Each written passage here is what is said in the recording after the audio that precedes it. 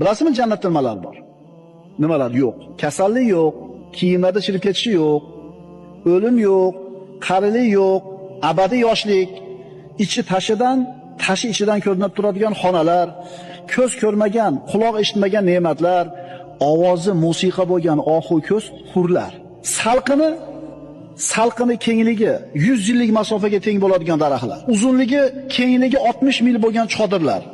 Tinimsiz oqib turadigan daryolar, sutli daryolar, asalli daryolar, may sharobli daryolar. Baland qasrlar, mevalar yaqin bog'lar, ko'tarilgan so'rilar, tizib qo'yilgan qadahlar, terib qo'yilgan yostiqlar, to'shab qo'yilgan gilomlar, xursandchiligi mukammal bo'lgan joy, shodligi ulkan bo'lgan maskan, xushbo'y hidlari 500 yillik masofadan kelib turadigan joy, vasfi ulug', Allohning diydori ko'riladigan joy jannat.